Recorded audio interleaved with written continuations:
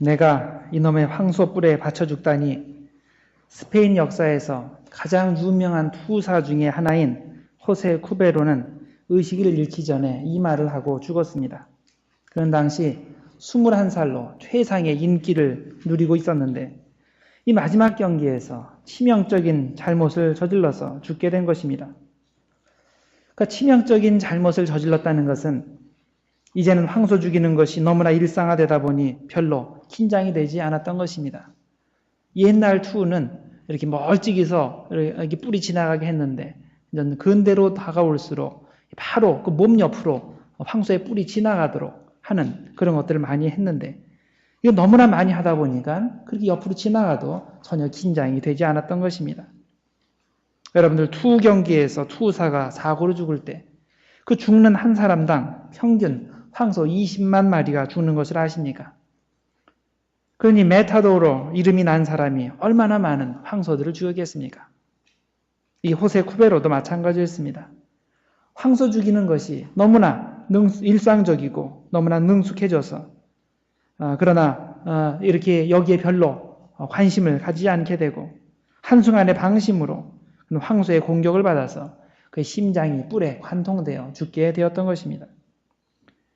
이 비극적인 사건을 생각해 볼 때 이것이 죄의 본성이 우리를 공격하는 양상과 비슷하지 않은가 생각하게 됩니다. 우리가 진짜 열심히 노력해서 죄의 본성을 완전히 정복했다고 생각하는 순간, 우리가 죄에 대해 방심하는 순간 죄가 다시 일어나서 우리를 공격하는 경우들이 많지 않습니까? 우리는 충분히 기도했고 충분히 말씀 공부했고 충분히 수양을 했다고 느끼는데 갑자기 죄성이 다시 일어나서 우리가 방심하는 사이에 뒤에서 우리를 공격해서 우리를 넘어뜨리는 것을 우리들이 경험하지 않습니까? 사실 이 죄성이라는 것은 우리들 영혼 속에 너무나 깊이 박혀 있어서 우리가 아무리 거룩한 성도가 되어도 죽을 때까지 이 문제를 가지고 씨름해야 하는 것입니다.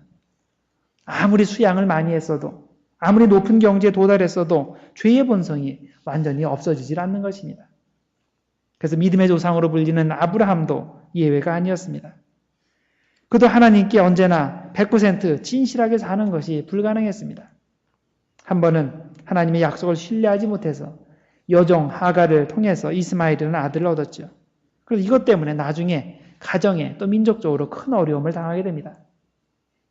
또 한 번은 이집트 사람들을 두려워하여 사라가 자기 아내가 아니고 여동생이라고 거짓말을 해서 이집트 왕이 자기 아내와 결혼하려고 데리고 가는데도 아무 소리도 못한 적이 있습니다. 믿음의 조상 아브라함도 이렇게 하나님보다 사람을 더 두려워하는 그런 죄를 범한 적이 있습니다. 모세는 어떻습니까?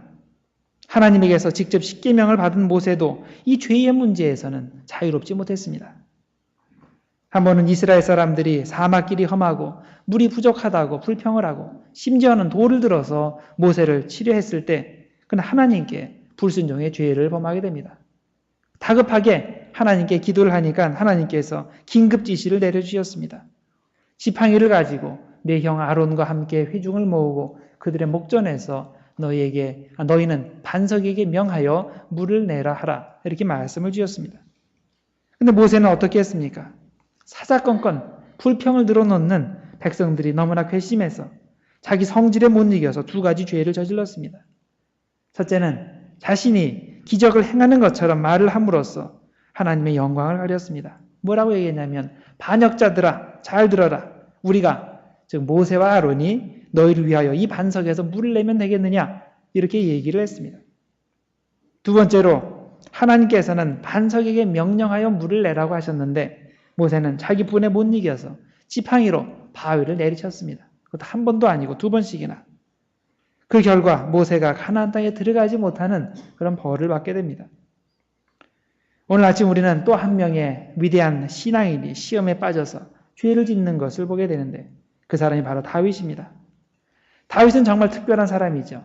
하나님의 마음에 합한 사람, 하나님 마음에 꼭 드는 사람, 이런 평가를 받은 사람입니다.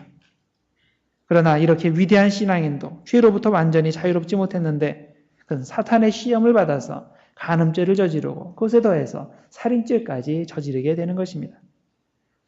오늘 읽으신 본문은 이스라엘과 암몬이 봄에 전쟁을 하는 것으로부터 시작이 됩니다. 팔레스타인은 기본적으로 두 계절이 있는데 겨울은 비가 오는 우기이고 나머지 계절은 비가 오지 않는 건기입니다. 이전 가을에 이스라엘은 암몬 사람들과 전쟁을 치르다가 이제 겨울이 다가오게 되어서 그래서 비가 많이 오게 됐습니다. 그래서 중간에 전쟁을 거치게 됩니다. 그것이 당시에 그곳 풍습이었는데 겨울에는 전쟁을 하지 않기로 그냥 암묵적으로 그렇게 서로 생각을 하고 있었습니다. 그래서 이렇게 겨울 동안에 전쟁을 졌다가 이제 다시 봄이 되니까 이제 전쟁을 재개하게 되었습니다. 그런데 이상한 점은 이렇게 나라 간의 전쟁이 다시 시작이 되는데 다윗은 그 전쟁 군사들을 따라가지 아니하고 예루살렘에 머물러 있었다는 사실입니다. 다윗은 자기가 손수 군대를 이끌고 갈 필요가 없다고 느꼈던 것입니다. 직접 통솔하지 않아도 될 만큼 자기 군대가 강하다고 느껴서 대신 요압 장군을 보내서 전쟁을 치르게 했습니다. 그리고 자기는 평상시처럼 낮잠을 자고 있었습니다. 근데 한참 잔 후에 낮잠 자고 난 후에 초저녁에 일어나서 궁중 지붕을 거닐다가 저 멀리서 어느 여인이 목욕을 하는 것을 보게 됩니다. 왕궁은 그 지역에서 가장 중요한 곳이기 때문에 물론 가장 높은 곳에 위치해 있습니다. 그러다 보니까 자연히 남의 집 안뜰들을 보게 되는 것입니다. 다윗이 이렇게 눈으로 유혹을 받았을 때 그는 그것을 그냥 지나쳐 버려야 되는데 그렇지 못하고 그것을 더욱 키웠습니다. 정보부장을 시켜서 그 여자가 누군지 남편이 누군지를 조사하게 했습니다. 그 여자가 밧세바이고 남편은 현재 암몬군과 싸우는 그런 우리아라는 사실을 보고받았지만은 죄의 생각을 멈추지 않고 그녀를 불러들여서 간음을 하고 조용히 집으로 돌려보냈던 것입니다. 어떻게 다윗이 이런 일을 할 수 있었을까요? 그렇게 믿음 좋은 다윗이 어떻게 이런 일을 할 수 있었을까요? 여기서 우리가 지금까지 알고 있는 거룩한 다윗의 모습과는 전혀 다른 모습을 보게 됩니다. 하나님의 마음에 꼭 드는 사람과는 전혀 다른 오직 자신의 욕심만을 채우기 위해서 뭐든지 하는 악한 사람의 모습을 보게 됩니다. 얼마 후에 밧세바가 임신했다는 소식을 다윗이 전해 들었습니다. 이것이 백성들에게 알려지면 그 여자가 어려움에 처할 뿐만 아니라 자기 자신도 큰 어려움에 처한다는 것을 알고 있기 때문에 이것을 비밀리에 처리하려고 계략을 짰습니다. 첫 번째 계략은 먼저 우리아를 불러들이는 것입니다. 그래서 전쟁터에 있는 우리아를 불러들여서 그래서 그에게 수고했으니 잠깐 집에 가서 쉬라고 얘기를 했습니다. 만일 우리아가 집에 가서 아내와 잠자리를 갖게 되면 자신의 행악이 자동적으로 감춰지게 될 것이라는 그런 계산된 생각이었습니다. 그런데 우리아는 너무나 충성된 군인이었습니다. 집에 돌아가지 않고 그냥 궁중에서 지냈습니다. 자신의 상관인 요압과 자기 동료 전우들이 지금 죽음을 무릅쓰고 열심히 싸우고 있는데 어떻게 자기 혼자만 집에 가서 편하게 쉴 수 있느냐는 겁니다. 그리고 하나님의 계획가 가 있고 하나님도 여호와도 이스라엘을 위해서 현재 싸우고 계신데 내가 어떻게 편안하게 집에서 잠을 잘 수 있느냐 이렇게 생각을 했던 것입니다. 얼마나 충성스러운 군인이고 믿음 좋은 신자입니까? 이렇게 해서 다윗의 첫 번째 계략이 실패로 돌아갑니다. 그러면 여기서 끝쳐야 되는데 끝이지 않고 또 두 번째 계략을 피게 됩니다. 그것은 우리아를 술 취하게 해서 집에 가게 하는 것이었습니다. 그래서 전쟁터로 떠나보내기 전날 밤에 그를 잔뜩 술 취하게 했습니다. 그래서 술 취하게 하는 것까지는 성공했는데 이번에도 그는 집에 돌아가지 않고 궁중 수비대가 자는 방에서 마지막 밤을 보내게 됩니다. 이렇게 두 번째 계획까지 수포로 돌아가게 되자 다윗은 이제 세 번째 마지막 방법을 사용합니다. 그것은 우리아를 죽이는 방법입니다. 그건 우리아의 손에 요압 장군에게 보내는 편지를 쥐어줬는데 그 편지에는 우리아를 전쟁의 최일선에 배치시키고 한참 싸우는 신용을 하다가 그 병력을 뒤로 빼서 그 사람 혼자 죽게 하라는 그런 전갈이었습니다. 다윗이 시키면 뭐든지 하는 요압 장군은 이 편지를 바꿔서 그 편지에 적힌 대로 그대로 했고 우리아가 죽었고 그래서 그 전갈을 다시 다윗에게 보내게 됩니다. 다윗은 이토록 극악한 죄를 저지른 사람입니다. 성자로 추앙받는 다윗이 어떻게 해서 이런 일을 하게 됩니까? 우리는 다윗의 이런 행동 속에서 모든 인간이 가지고 있는 죄의 파괴력을 볼 줄 알아야 됩니다. 사실 오늘 이 자리에 오신 어느 누구도 이런 죄의 파괴력에서 자유로울 사람은 한 사람도 없습니다. 하나님의 특별한 은총이 우리를 매일매일 지켜주시고 보호하시지 않으면 이런 죄에 빠질 수밖에 없는 것이 우리들 모두의 신세입니다. 그렇다면 우리가 다윗같이 범죄하지 않기 위해서는 어떻게 해야 되겠습니까? 다윗같이 위대한 신앙인도 이렇게 사탄의 계략을 받아서 이렇게 큰 죄를 범하게 되는데 우리가 어떻게 하면 그런 죄를 저지르지 않을 수 있겠습니까?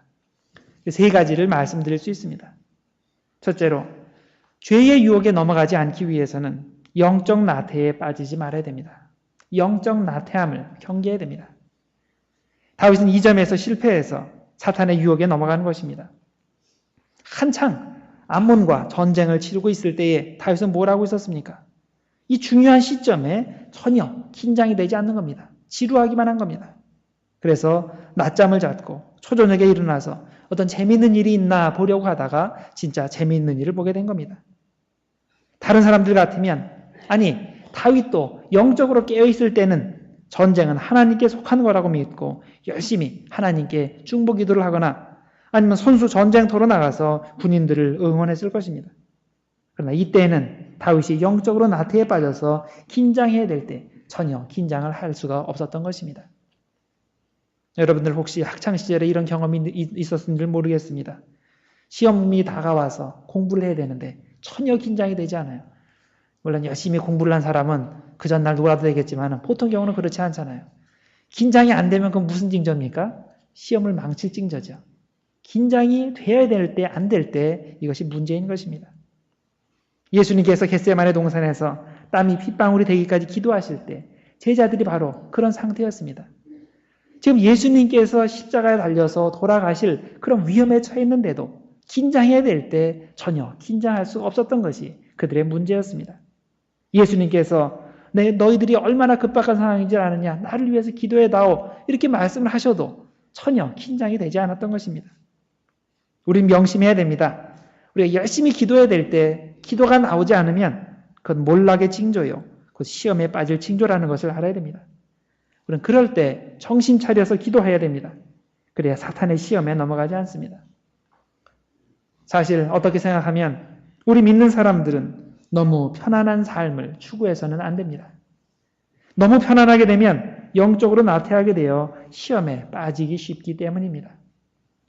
그래서 예수님이 우리에게 가르쳐 주시는 모범적인 삶은 대충 인생을 즐기면서 사는 삶이 아니라 우리의 온 몸과 마음과 힘을 다 바쳐서 하나님을 사랑하고 하나님의 나라를 위해서 최선을 다하는 삶인 것입니다. 따라서 저는 여러분들이 교회 활동에 하나님 일에 더욱더 힘써 참여하시기를 권합니다. 잃어버린 영혼을 구하는 일에 여러분의 전력을 다하시고 예배 생활 하시는데 여러분들 힘을 다하시고 또 선한 일 하는데 여러분들 힘을 다하시기를 바랍니다. 이렇게 열심을 내면 영적인 나태함에 빠지지 않게 됩니다.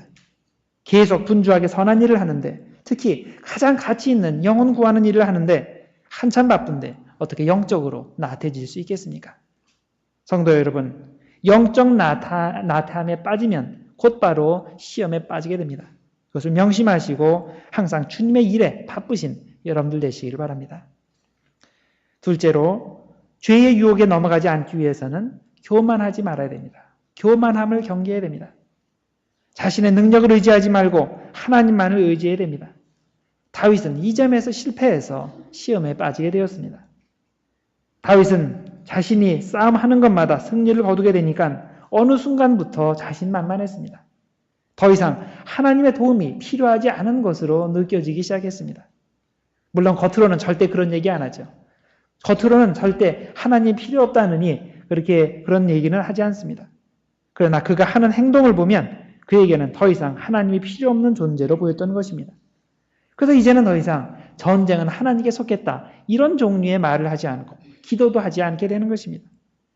그런 말을 하고 그런 기도하는 것은 옛날에 자기가 힘없을 때 하는 얘기지 현재는 그의 왕국이 든든히 섰으니 자기는 안전하다고 현재 느끼고 있는 것입니다. 다윗이 골리앗을 대항하여 싸울 때 뭐라고 말했는지 기억하십니까? 골리앗에게 이렇게 얘기를 했습니다. 사무엘상 17장 45에서 47절에 이렇게 얘기합니다. 너는 칼과 창과 단창으로 내게 나오거니와 나는 만군의 여호와의 이름 곧 내가 모욕하는 이스라엘 군대의 하나님의 이름으로 내게 나아가노라. 전쟁은 여호와께 속한 것인즉 그가 너희를 우리 손에 넘기시리라. 전쟁은 하나님께 속했기 때문에 하나님께서 나에게 승리를 주실 것이다. 이런 고백을 합니다. 다윗이 이때 얼마나 믿음이 좋았습니까? 얼마나 겸손한 사람이었습니까? 내가 이것을 하는 것이 아니고 하나님께서 일을 하신다는 그 말만 할 뿐 아니라 실제로 그렇게 믿고 행한 사람이었습니다. 그런데 지금은 어떻습니까? 너무나 다른 사람이 되어버렸습니다. 스스로 할 수 있다고 생각을 하고 하나님의 특별 은총이 없어도 그럭저럭 내가 잘 할 수 있다고 그렇게 생각을 하고 있는 것입니다. 교만한 사람이 되어버린 거죠. 여러분, 우리는 하나님 대신에 자신의 힘을 의지하는 것이 얼마나 위험한 일인지를 깨달아야 됩니다. 자신을 의지하기 시작할 때 우리는 시험에 빠지게 되어 있습니다. 잠언 16장 18절에 이렇게 말씀하지 않습니까? 교만은 패망의 선봉이요 거만한 마음은 넘어짐의 앞잡이라고 말씀을 합니다. 우리가 교만하게 되면 제일 먼저 넘어집니다. 나 자신의 뜻대로, 나 자신의 힘대로 살 수 있다고 느끼는 순간 제일 먼저 망하게 됩니다. 이전에 한참 겸손했던 것 다 소용없습니다. 현재 우리가 자신을 생각을 의지하면서 교만하게 되면 얼마 안 있어서 반드시 사탄의 시험을 받게 되어 있습니다. 다윗이 그랬습니다. 그 다윗 이후에 수많은 신도들이 그렇고 현재 우리들이 그런 겁니다. 그래서 우리는 시험에 들지 않도록 절대로 자신을 의지하는 그런 교만심을 가지지 말아야 되겠습니다. 세 번째로 우리가 죄의 유혹에 넘어가지 않기 위해서는 항상 하나님의 눈을 의식하며 살아야 됩니다.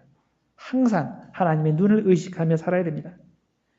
다윗은 더 이상 하나님의 눈을 의식하지 않고 사람의 눈을 의식하며 행동했기 때문에 사탄의 시험에 넘어가는 것입니다. 요압이 우리아가 죽었다는 소식을 전했을 때 다윗이 어떤 반응을 보였습니까? 별로 슬픈 기색을 보이지 않고 25절에 이렇게 말을 합니다. 이 일로 걱정하지 말아라. 칼은 이 사람이나 저 사람이나 다 삼키느니라. 자, 이 일로 걱정하지 말아라. 이것을 문자적으로 해석을 하면 이렇게 됩니다. 이 일을 내 눈에 악하게 보지 말아라. 내 눈에 악하게 보지 말아라. 왜냐하면 칼은 지금은 이 사람을 죽이고 그 다음은 저 사람을 죽이기 때문이다. 이게 무슨 말입니까? 결국 이 일이 나의 눈에 악하게 보이지 않으니 내 눈에도 악하게 보지 말아라. 왕인 나에게도 별 대수롭지 않은 일이기 때문에 너도 그렇게 생각하라. 이런 뜻이 아닙니까? 그러면 이것이 하나님의 눈에는 어떻게 보였습니까? 27절에 이렇게 말씀합니다. 다윗이 행한 그 일이 여호와의 보시기에 여호와의 눈에 악하게 보였더라. 이 두 절을 연결해서 읽으면 어떻게 됩니까? 다윗은 우리아가 죽은 것이 자기 눈에 악하게 보이지 않으니까 요압 너도 악하게 보지 말아라. 나쁘게 보지 말아라. 이렇게 말을 하지만은 하나님의 눈에는 그것처럼 악하게 보인 것이 없다는 것입니다. 여러분, 우리는 누구의 눈을 의식하며 살아야 되겠습니까? 사람의 눈입니까? 아니죠. 하나님의 눈을 의식하며 살아야 됩니다. 하나님의 눈을 무시하고 사람의 눈을 의식하며 사는 사람은 100% 반드시 시험에 빠지게 됩니다. 내가 사람의 눈을 의식하기 시작하면 시험에 빠지는 것은 시간 문제입니다. 여러분, 사탄은 매일매일 매 순간마다 우리를 공격합니다. 사람을 골라서 공격하는 것이 아닙니다. 신자와 비신자를 구분하지 않고 뜨거운 신앙을 가진 사람이나 아니면 미지근한 신앙을 가진 사람을 구분하지 않고 교회 생활을 오래 한 사람이나 아니면 생활을 오래 하지 못한 사람이나 구분하지 않고 똑같이 공격을 합니다. 그래서 항상 우리는 조심을 해야 됩니다. 영적 나태에 빠지지 않기 위해서 항상 깨어 기도하고 주님의 일에 분주하고 그리고 항상 하나님만을 의지하는 겸손한 마음을 가지고 그리고 언제나 하나님의 눈을 의식하며 사는 그런 신앙의 자세가 필요합니다. 이렇게 살 때, 그럴 때 하나님의 은총이 우리에게 내려오셔서 우리를 지켜주시고 그리고 우리가 사탄의 시험에 빠지지 않게 되는 것입니다. 그래서 하나님께서 보호하시는 은총이 성도 여러분들께 풍성해서 온전히 사탄의 모든 시험을 이기시는 여러분들과 제가 되기를 주님의 이름으로 축원드립니다. 기도하겠습니다. 하나님 아버지, 오늘도 우리에게 생명의 말씀으로 채워주심을 감사드립니다. 우리가 오늘 다윗이 시험에 빠지는 이야기를 생각해 보았는데 바라옵기는 우리가 영적 나태함에 빠지는 것이 아니라 깨어 기도하며 주님의 선한 일을 많이 하게 해주시고 교만함에 빠지는 것이 아니라 항상 주님을 의지하게 해주시고 사람의 눈을 의식하는 것이 아니라 오직 하나님의 눈을 의식하며 하나님을 기쁘시게 하는 삶을 살 수 있도록 은총을 충성하게 내려 주시옵소서. 예수님의 이름으로 기도드렸나이다. 아멘.